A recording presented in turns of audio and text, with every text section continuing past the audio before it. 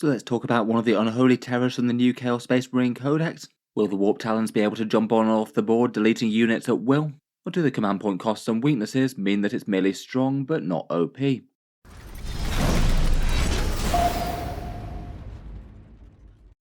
Hello and welcome back to Auspex Tactics, where today we're talking Chaos once more, and in this one I thought we'd focus on one of the units that's generated the most discussion since the Chaos Codex came out, and arguably one of the most improved units out of the book in the Warp Talons, even if they were kind of strong before. I talked a bit about their potential in my full Codex review video, but I thought that the combo looked suitably terrifying enough that it deserved a video of its own, talking about the power of these guys to rip apart one unit in the enemy army per turn, and a few thoughts on counters and weaknesses. Let's talk briefly about the models, go through the Warp Talons datasheet, and a few thoughts as to the strengths and weaknesses of the combo.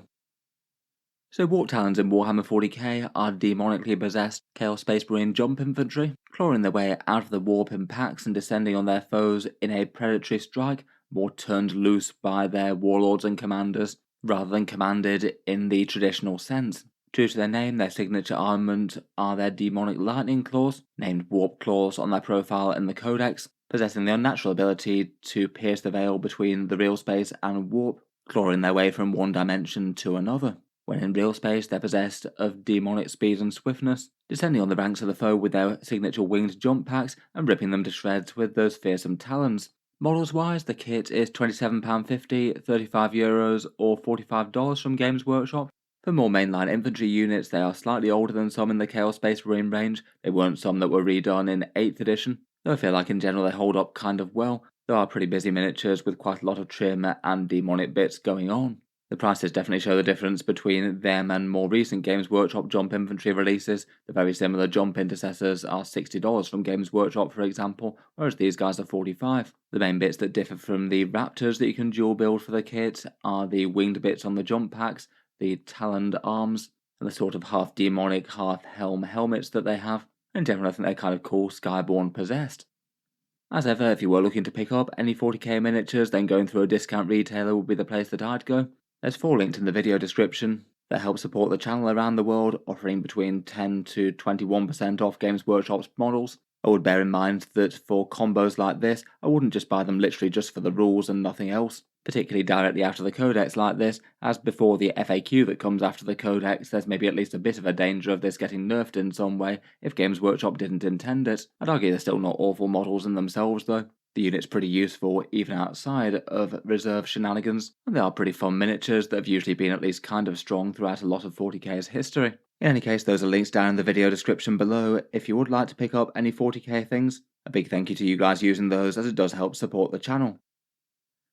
Let's get on to their rules though, and Warp Talons are 110 points per 5 models or 220 per 10 pre-codex. Fairly expensive jump infantry that move fast as you'd expect, 12 inches with fly, and otherwise broadly have the profile of your standard Chaos Space Marine Legionary, but with a 5+ invulnerable save built in to represent their demonhood.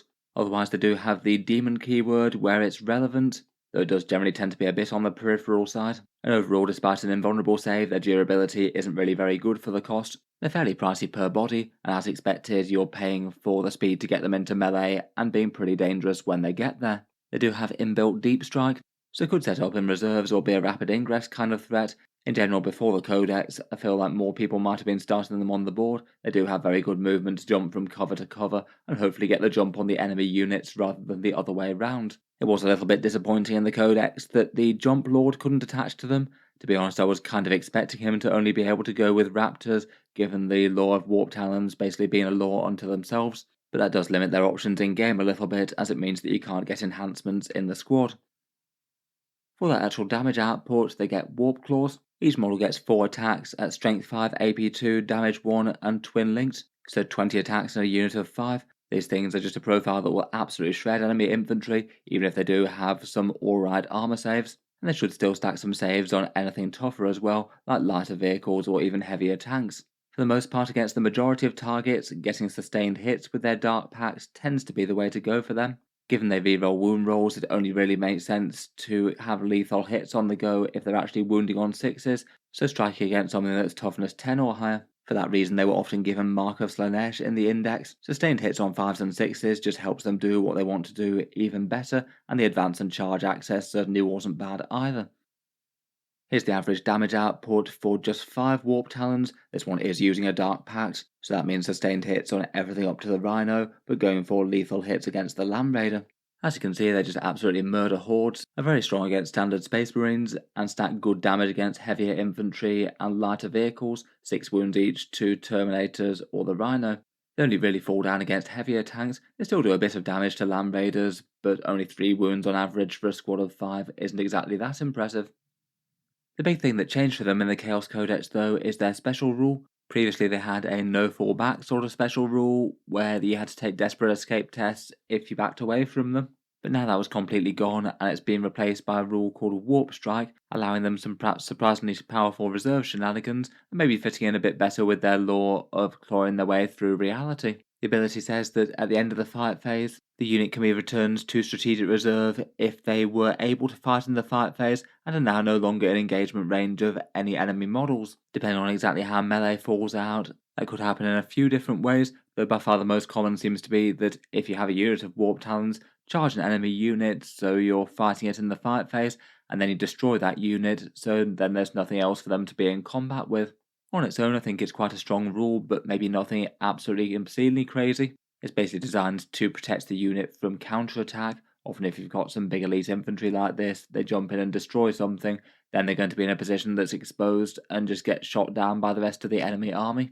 This means they could potentially avoid that, but having the downside that when they return back to the board, they've got to be at least 9 inches away from enemy models, so that means that they're going to be doing a 9-inch charge and have a below average chance of getting the charge off that, even if you budget a command point reroll. What does get a bit crazy though is if you combine this with rapid ingress, potentially having a unit that can ping on and off the board, dropping down, deleting an enemy unit, then jumping back into the sky after they've done so, potentially several times over with little to stop them.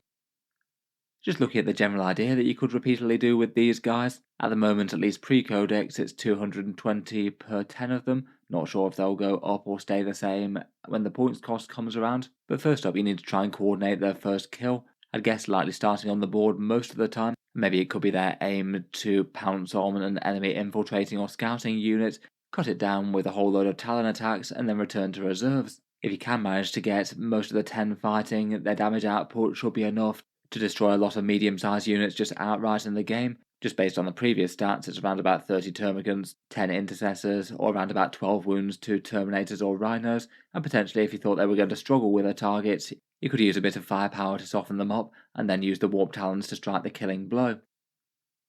Then when they're in reserves, you can deploy them with rapid ingress, so they go back into reserve at the end of your turn, and then in the opponent's next movement phase, so basically a very short space of time between them going off the board and coming back, spend 1 CP for rapid ingress, and bring the squad somewhere safe on the board, lightly hidden behind a big ruin or terrain piece, but somewhere they can still use that good movement to reach and destroy something the next turn. Might depend a little bit on the board and terrain setup and the enemy army that you're facing, but I usually think that that's going to be not too hard to achieve.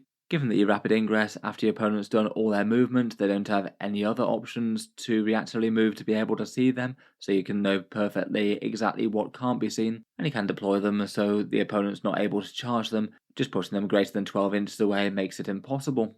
Given they move 12 inches, it really shouldn't be too hard to put them somewhere both safe and they can threaten something, queue up another big Warp Talon deletion for next turn with all that scary damage.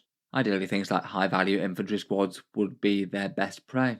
Then come your turn again, you jump out, destroy that unit and return to reserves, all ready to rapid ingress again. The idea being that you could just hop on and off the board, killing enemy units and them not really having any normal way to deal damage to you or interact with the units, provided you do set them up carefully and they can't be attacked, and you manage to pick something that they can reliably kill, which I think given their average damage output isn't going to be the hardest thing in the world. They're not really too far off handling an entire Terminator squad in one go, never mind if you manage to do a little bit of shooting to weaken enemy targets before they go in. That's the main combo, and for that reason a unit of 220 points worth of Warp Talons seems like it could have some pretty immense value in just about any single Chaos detachment right now, as even if there are weaknesses, having a unit that can basically remove multiple squads of the enemy over the course of the game without really being able to be interacted with is just absolutely massive. I say the various detachments can add a little bit of extra stuff, There's plenty of stuff for the units that start on the board, but in general things that are actually relevant for that Warp Strike and Rapid Ingress combo, it's basically going to be anything that can up their speed or damage. Defense doesn't really matter for the most part, as outside of specific things that the opponent can do, you won't be able to touch them. Just for a few of the detachments, Pact-Bound Zealots could give you Slanesh for more sustained hits as they were used before, plus access to advance and charge. Veterans of the Long War could give you big rerolls with their Focus of Hatred.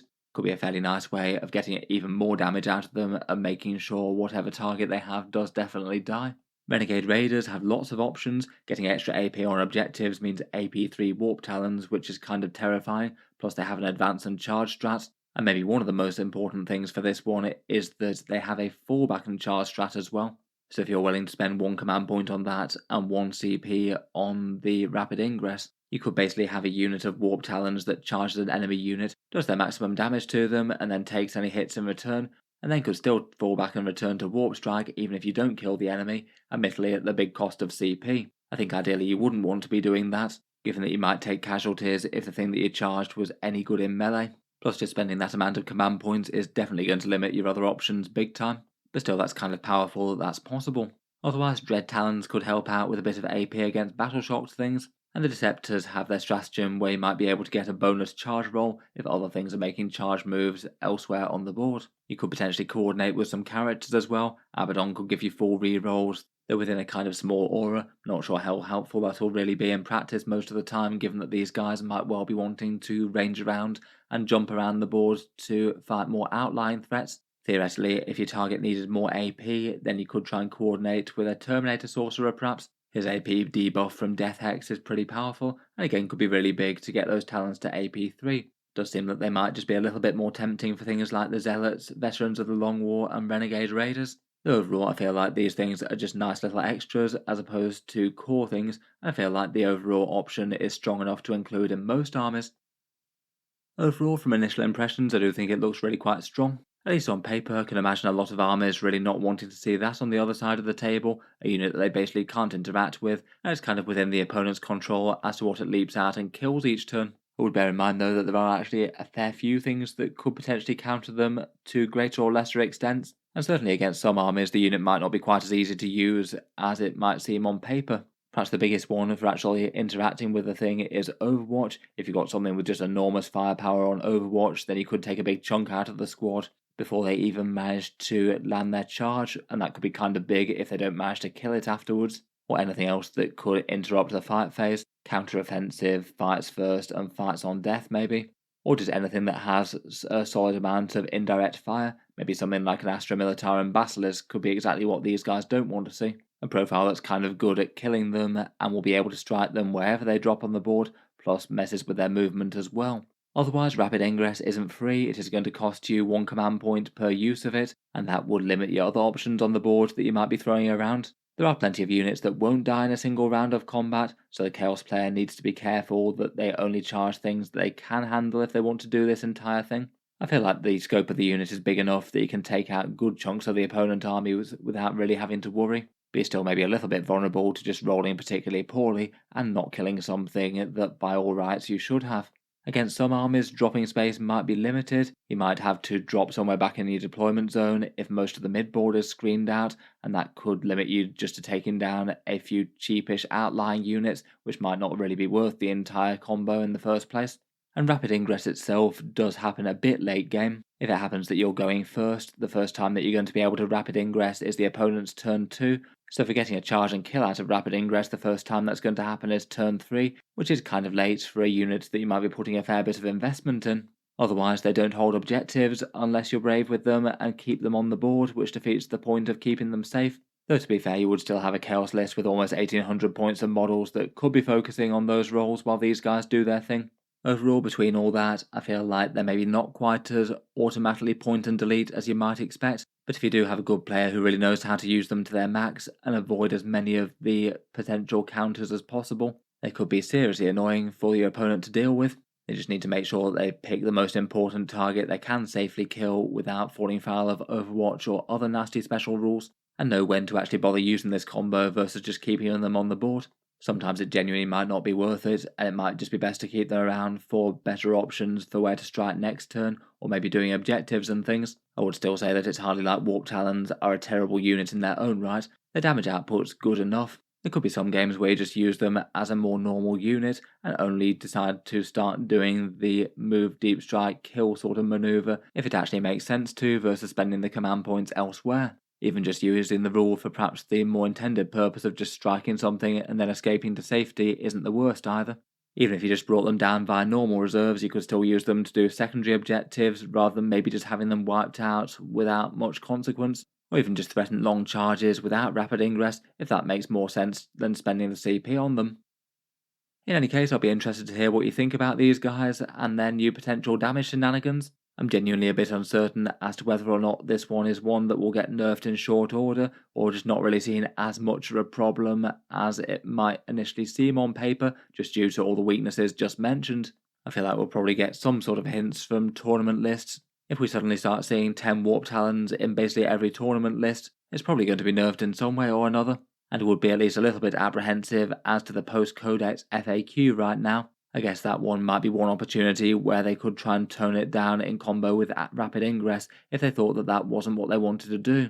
I feel like if they wanted to stop the rapid ingress thing happening, then I'd probably address that just specifically. Just say this unit can't rapid ingress in the opponent's next movement phase after they've used this rule, but then keep the rest of the rule as is. It's still pretty powerful to be able to have a scary jump infantry unit just leap in and utterly murder something and then escape before retribution can happen, even if they don't get a guaranteed charge the next turn. Let me know what you think though. I feel like this is one combo that I could maybe see getting nerfed, but generally it's hard to know with Games Workshop. If you've enjoyed the video, then feel free to subscribe to Auspex Tactics, while certainly keep the regular 40k videos coming. I do tend to post new ones just about every day.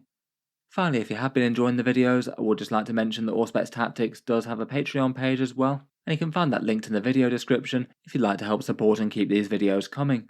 Channel patrons do get a fair few advantages, seeing certain videos early, regular votes to see what sort of things happen next on the channel, and automatic entry into the regular prize giveaways with a chance to win some big model kits each month.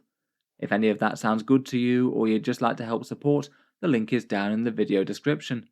In any case, a massive thank you for listening, and I'll hope to see you guys next time.